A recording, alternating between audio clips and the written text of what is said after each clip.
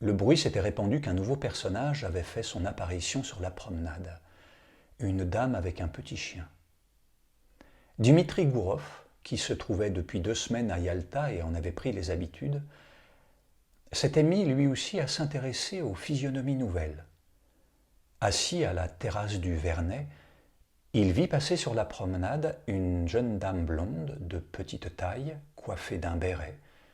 Un loulou blanc la suivait. Puis il la rencontra plusieurs fois par jour au jardin public et au square. Elle se promenait seule, toujours coiffée du même béret et suivie de son loulou blanc. Personne ne savait qui elle était et on l'appelait simplement la dame au petit chien. Puisqu'elle est ici sans mari et sans amis, se dit Gourov, pourquoi ne pas faire sa connaissance? Bien qu'il n'eût pas encore 40 ans, il avait déjà une fille de 12 ans et 2 fils qui allaient au lycée. On l'avait marié jeune, quand il était étudiant de 2e année, et maintenant sa femme paraissait 20 ans de plus que lui. Grande, le sourcil noir, très droite, grave, imposante, elle disait d'elle-même qu'elle était une femme qui pense. Elle lisait beaucoup, appliquait la nouvelle orthographe dans sa correspondance, appelait son mari non pas Dmitri mais Dimitri. Dans son fort intérieur, il la jugeait bornée, mesquine, sans distinction. Il la craignait et n'aimait pas rester chez lui. Il s'était mis à la tromper depuis longtemps déjà. Il la trompait souvent. C'est probablement la raison pour laquelle il disait presque toujours du mal des femmes et quand on en parlait devant lui, il les traitait de race inférieure. Il lui semblait qu'il était suffisamment instruit par l'amère expérience pour pouvoir les appeler comme bon lui semblait. Néanmoins, il n'aurait pu vivre 2 jours sans cette race inférieure. Dans la société des hommes, il s'ennuyait, n'était pas à son aise, se montrait taciturne, froid, mais avec les femmes, il se sentait libre, savait de quoi leur parler, comment se tenir. Il pouvait même rester silencieux en leur compagnie sans en éprouver de gêne. Il y avait dans son apparence, son caractère et toute sa personne, quelque chose de séduisant, un je ne sais quoi qui disposait les femmes en sa faveur, les attirait. Il le savait, et se sentait à son tour attiré vers elles, par une force mystérieuse. Et voici qu'un soir, où il dînait dans le jardin du Vernet, il vit la dame au béret s'approcher sans se presser de la table voisine. Son air, sa démarche, sa robe, sa coiffure, tout lui disait qu'elle appartenait à la bonne société, qu'elle était mariée, que c'était la première fois qu'elle venait à Yalta, qu'elle y était seule, qu'elle s'y ennuyait. Dans tout ce qu'on peut dire sur les mœurs de Yalta, il y a beaucoup de racontars. Gourov n'en tenait aucun compte, sachant qu'ils sont pour la plupart répandus par des gens qui, s'ils le pouvaient, céderaient volontiers au péché. Mais quand la dame s'assit à la table voisine, à 3 pas de lui, tous ces récits de conquête facile lui revinrent à la mémoire et la pensée tentatrice d'une liaison brève, passagère, d'une aventure avec une femme inconnue dont il ignorait le nom et le prénom, s'empara soudain de lui. Il appela le loulou d'un geste plein de gentillesse et quand celui-ci se fut approché, il le menaça du doigt. Le chien grogna, Gourov le menaça à nouveau, la dame regarda et baissa aussitôt les paupières.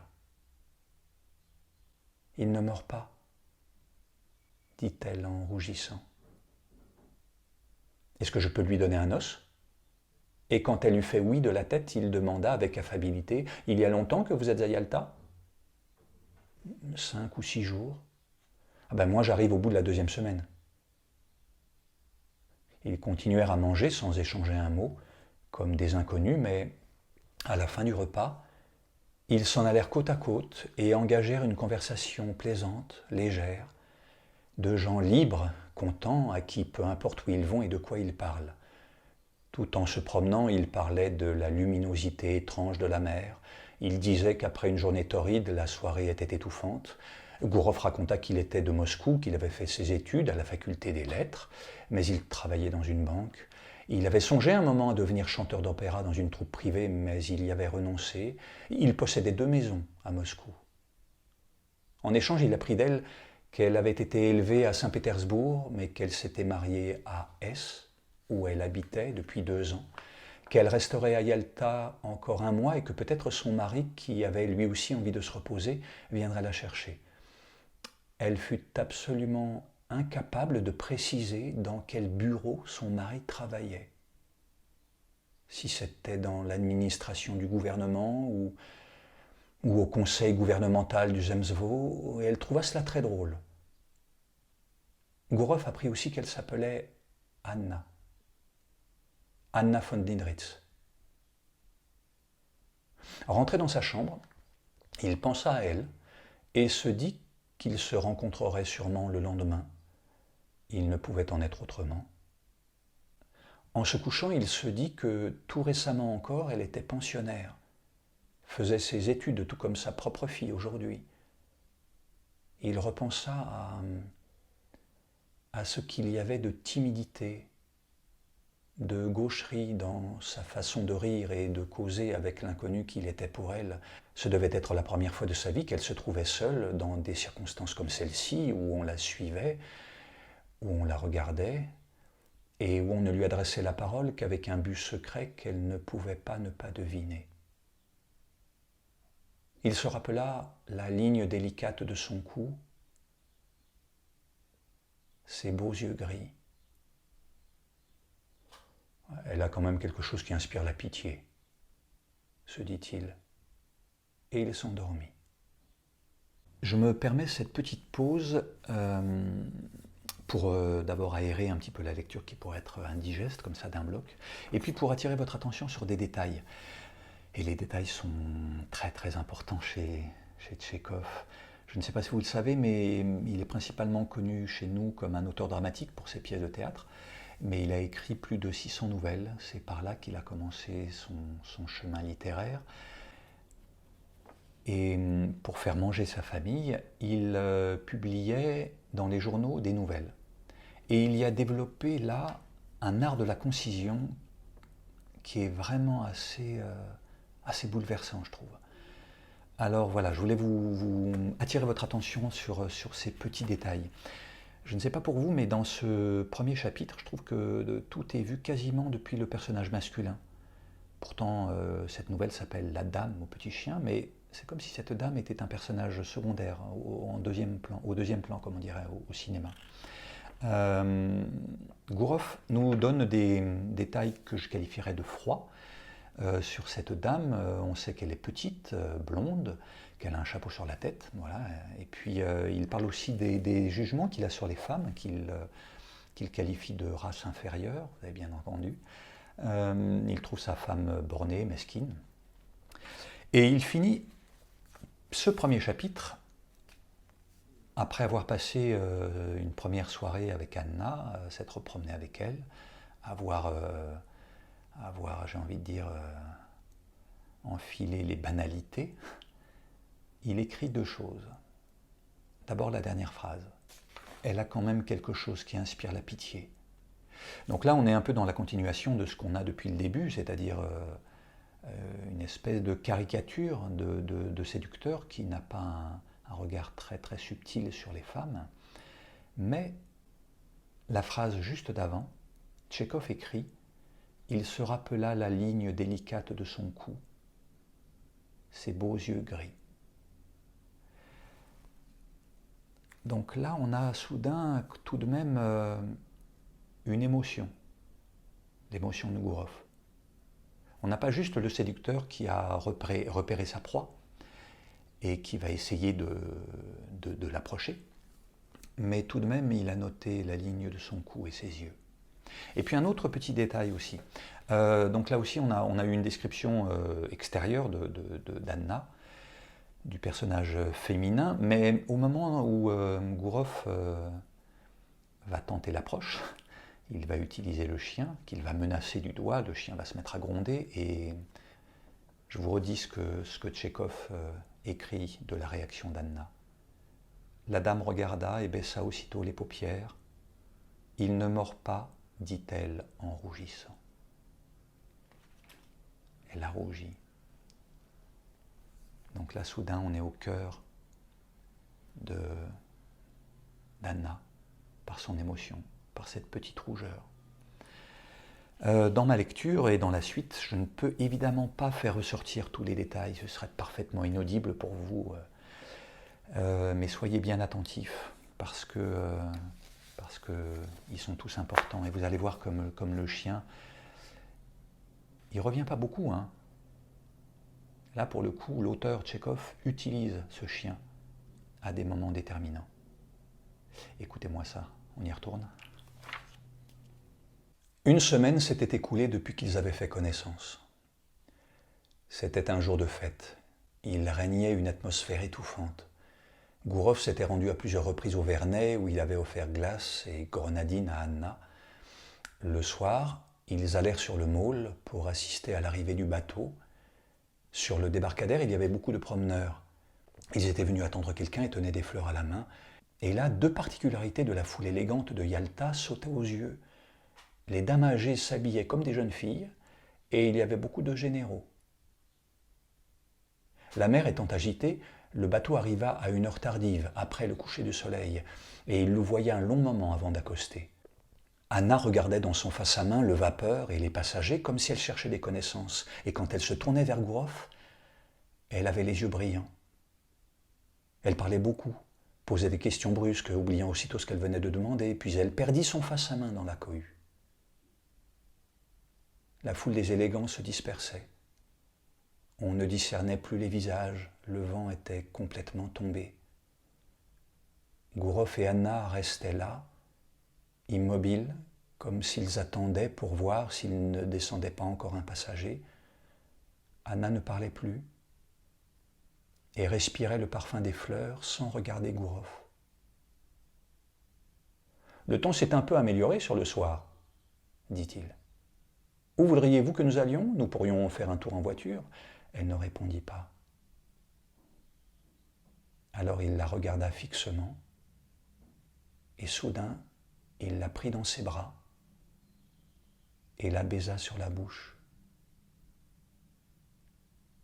Il se sentit enveloppé par le parfum et la fraîcheur des fleurs, et puis se retourna aussitôt avec inquiétude, craignant d'avoir été vu. « Allons chez vous », dit-il à voix basse. Et ils partirent d'un pas rapide.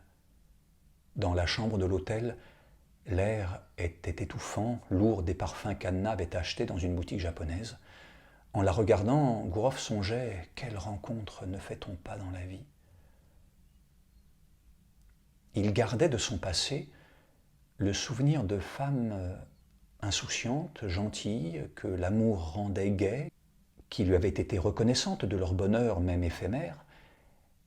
Il y en avait d'autres, comme sa femme par exemple, qui aimaient sans sincérité, avec des bavardages superflus, des airs affectés, des manières hystériques, des mines qui semblaient dire que ce qu'elles éprouvaient n'était pas de l'amour, de la passion, mais quelque chose de beaucoup plus important.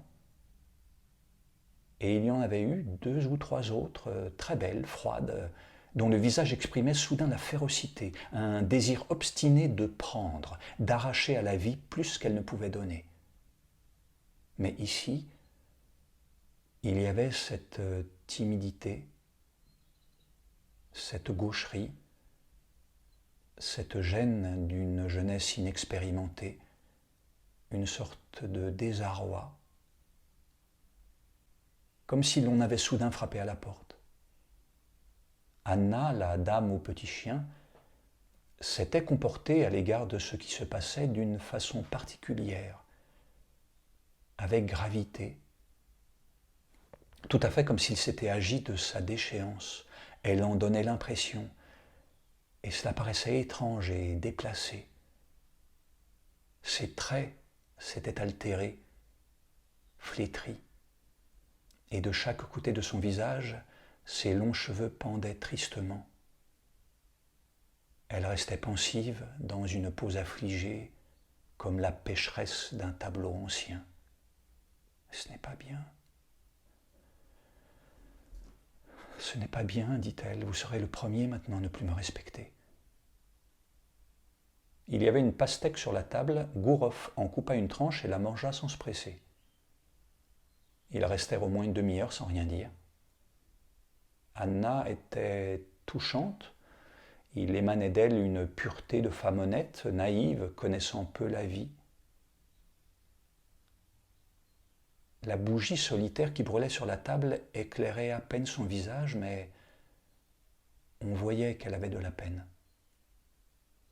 « Pourquoi devrais-je cesser de te respecter » demanda Gourov. « Tu ne sais pas ce que tu dis. »« Que Dieu me pardonne, dit-elle, et ses yeux se remplirent de larmes. C'est affreux. On dirait que tu cherches à te justifier. Mais comment me justifier ? Je suis une femme mauvaise et vile. Je me méprise, je ne pense pas me justifier. Ce n'est pas mon mari que j'ai trompé, mais moi-même. Et pas seulement aujourd'hui, mais depuis longtemps. Mon mari est peut-être un brave, un honnête garçon, mais c'est un valet. Je ne sais pas ce qu'il fait, ni quel poste il occupe. Je sais seulement que c'est un valet. Quand je l'ai épousé, j'avais 20 ans. Je mourais de curiosité. J'aspirais à un sort meilleur. Il existe bien, me disais-je, une vie différente. Je voulais vivre. Vivre. Vraiment vivre. La curiosité me dévorait. Vous ne le comprenez pas, mais je le jure devant Dieu, je n'étais déjà plus maîtresse de moi-même et il se passait quelque chose en moi que je ne pouvais plus réprimer. J'ai dit à mon mari que j'étais malade et je suis venu ici. Et ici, j'ai passé tout mon temps à me promener, comme sous l'effet d'une drogue, comme une folle. Et voilà maintenant que je suis devenue une femme vile, indigne, que chacun a le droit de mépriser. Gourov était déjà là de l'entendre. Il était irrité par son ton naïf, par cette confession si inattendue, si intempestive. Sans ses larmes, on aurait pu croire qu'elle plaisantait ou jouait à la comédie. « Je ne comprends pas ce que tu veux, » dit-il. Elle cacha son visage contre la poitrine de Gourov, se blottit contre lui. « Croyez-moi. Je vous en supplie, dit-elle. J'aime l'honnêteté, la pureté. Le péché me fait horreur. Je ne sais pas moi-même ce que je fais. » Voilà, assez, assez, marmonnait-il. Il contemplait ses yeux fixes, pleins d'angoisse, l'embrassait, lui parlait doucement, tendrement. Peu à peu, elle retrouva son calme et sa gaieté. Tous deux se mirent à rire. Plus tard, quand ils sortirent, il n'y avait pas âme qui vive sur le quai. Ils prirent un fiacre et allèrent à Oreanda. À Oreanda, ils s'étaient assis sur un banc non loin de l'église. Ils contemplaient la mer à leurs pieds sans échanger un mot. Yalta était à peine visible à travers la brume du matin. Le faîte des montagnes était couvert de nuages blancs, immobiles. Pas une feuille ne bougeait. On entendait le chant des cigales. Et le bruit sourd et monotone qui montait de la mer parlait du repos, du sommeil éternel qui nous attend. La même rumeur s'élevait de la mer alors que ni Yalta ni Oreanda n'existaient encore. Elle s'élève aujourd'hui et s'élèvera toujours, aussi indifférente et monotone lorsque nous ne serons plus. Et c'est dans cette permanence des choses, dans cette totale indifférence à l'égard de la vie et de la mort de chacun de nous, que réside peut-être le gage de notre salut éternel, du mouvement ininterrompu de la vie sur terre, d'une continuelle perfection. Assis à côté d'une jeune femme qui paraissait si belle dans la clarté de l'aube, apaisé et ravi par la vue de ce tableau féerique, la mer, les montagnes, les nuages, le vaste ciel, Gourov songeait qu'au fond, à bien y réfléchir, tout est beau ici-bas. Tout. Tout, excepté ce que nous pensons et faisons quand nous oublions les buts sublimes de l'existence et notre dignité d'homme. Ils virent arriver le bateau de Féodosia, éclairé par l'aurore, ses feux déjà éteints. « Il y a de la rosée dans l'herbe » dit Anna après leur long silence. « Oui, rentrons, veux-tu » et ils revinrent en ville. Et puis chaque jour, vers midi, ils se rencontrèrent sur la promenade, ils déjeunaient ensemble, dînaient, se promenaient, contemplaient la mer. Elle se plaignait de mal dormir et d'avoir des palpitations, posait toujours les mêmes questions, animée par la jalousie ou la peur qu'il ne la respectât pas suffisamment. Et souvent, dans le square ou le jardin, quand il n'y avait personne près d'eux, il l'attirait soudain contre lui et l'embrassait passionnément. Ce temps dont il disposait à sa guise, ces baisers donnés en plein jour, la méfiance et la crainte d'être vu, la chaleur, l'odeur de la mer et ce défilé incessant de gens oisifs, élégants, rassasiés, avaient comme régénéré Gourov. Il disait à Anna qu'elle était belle, séduisante.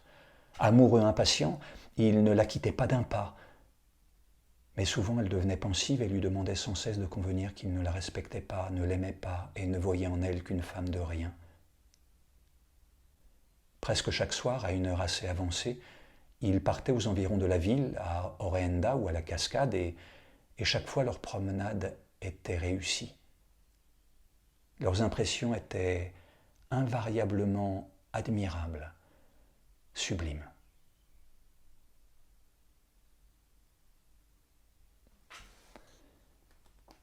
Ils attendaient l'arrivée du mari.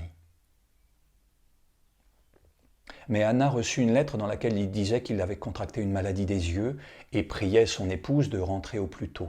Anna fit ses préparatifs à la hâte. « C'est bien que je m'en aille, dit-elle à Gourov. Le destin l'a voulu ainsi. » Elle partit en voiture et il l'accompagna. Ils roulèrent toute la journée. Au moment de monter dans le wagon du rapide, quand le deuxième coup de sonnette retentit, elle lui dit « Laissez-moi vous regarder encore. »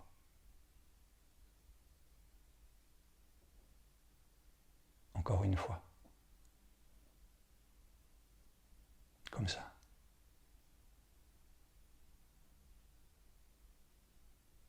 Elle ne pleurait pas, mais elle était triste et comme malade, et son visage frémissait. « Je penserai à vous. Je me souviendrai de vous. Que le Seigneur soit avec vous. Adieu.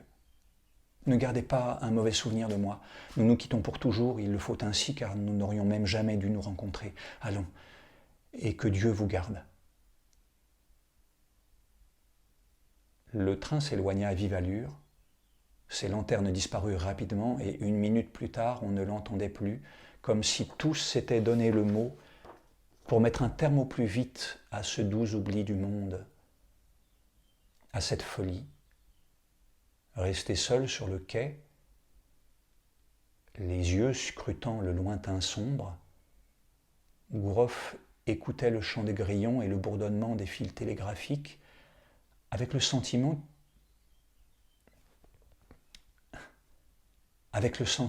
qu'il venait seulement de se réveiller. Et il pensait qu'il y avait donc eu dans sa vie un événement ou une aventure de plus, que cela aussi était fini et qu'il ne lui en restait que le souvenir. Il était ému, triste et éprouvait un léger remords. Cette jeune femme, qu'il ne reverrait plus, n'avait pas été heureuse avec lui. Il avait été gentil, cordial, néanmoins dans sa manière de se comporter avec elle, de lui parler, de la caresser, passait l'ombre d'une moquerie légère, de la grossière présomption d'un homme à bonne fortune qui, de surcroît, était presque 2 fois son aîné. Elle lui avait dit et répété qu'il était bon, extraordinaire, noble.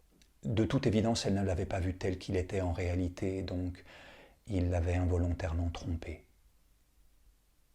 La gare sentait déjà l'automne, la soirée était fraîche.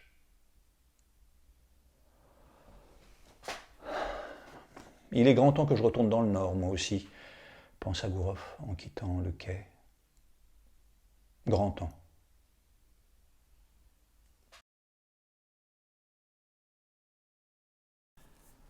Après les détails, j'avais envie d'attirer votre attention sur les accessoires. Tchekhov en utilise peu, mais toujours toujours à bon escient, me semble-t-il.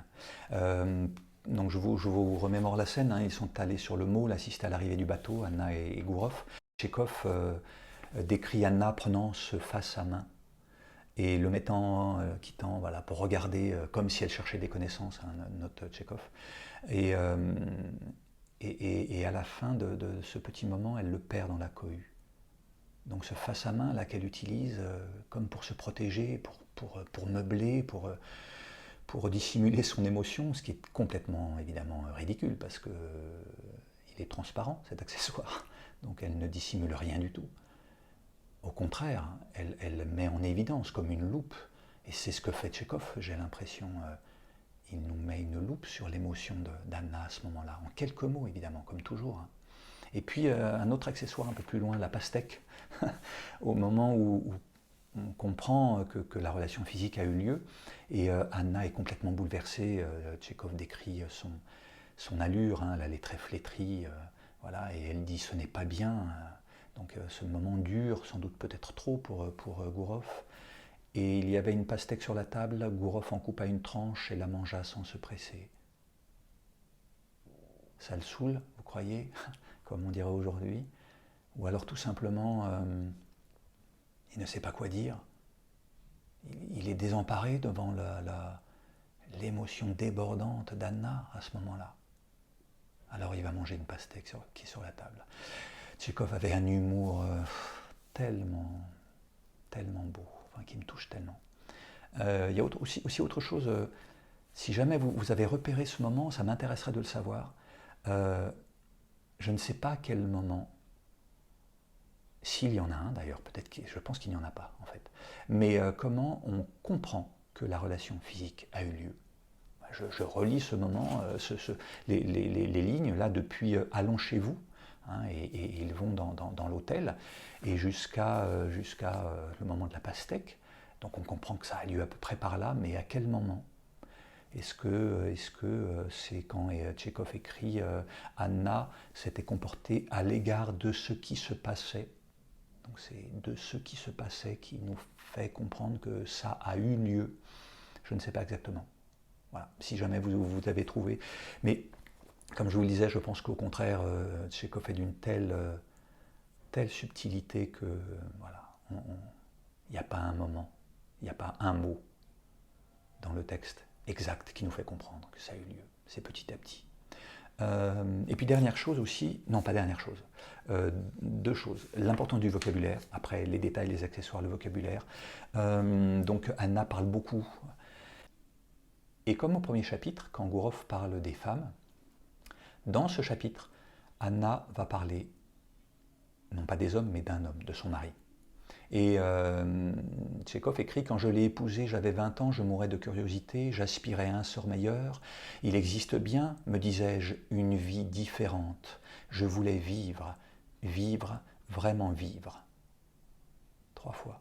Le verbe revient 3 fois. Vivre. Et soudain là, j'ai en tête Madame Bovary, Flaubert, qui à 20 ans aussi quitte sa ferme pour vivre, pour sortir des vaches qu'elle traite. Et là, on a aussi un personnage féminin. Alors est-ce que Tchekhov avait lu Flaubert? Je ne le sais pas. Mais vraiment, on a soudain une sororité, j'ai envie de dire. Voilà, mais je reviens au vocabulaire et à vivre, parce que c'est un mot tellement important, je pense, dans toute l'œuvre de Tchekhov. Alors moi je ne la connais pas entièrement, hein, je ne vais pas me prétendre plus savant, mais je connais un peu le théâtre, je l'ai joué, et puis un certain nombre de nouvelles, et on a tellement de personnages qui sont enfermés dans leur maison, dans leur ville, dans leur campagne, enfermés dans leurs émotions, et qui essayent, et qui étouffent, et qui essayent d'en sortir. Et là on a ça, et c'est pas un mauvais auteur qui répète 3 fois ce verbe, hein. S'il le fait entendre 3 fois en 5 mots, c'est pas pour rien. Il y a une espèce d'urgence, de choses tout d'un coup qui est arrachée au ventre d'Anna à ce moment-là, qui sort. Enfin voilà, je voulais vous faire entendre ça. Et puis aussi, donc la troisième chose, après le vocabulaire, les sens, les sensations, hein, la vue, tout ça. Ils sont très peu nombreux dans le premier chapitre, en tout cas Tchekhov, voilà, mais là soudain ça apparaît beaucoup dans le deuxième chapitre. C'est évidemment pas pour rien. Les fleurs, les parfums que Anna a achetés, enfin, voilà. C'est une chose qui revient beaucoup et voilà, je voulais vous le souligner. Et donc ce deuxième chapitre se finit par Gourov qui pense que ben voilà, une aventure de plus. Et il est grand temps que je retourne dans le Nord. Hein. Mais vous allez voir que ça n'est pas tout à fait comme Gourov l'a imaginé. On y retourne.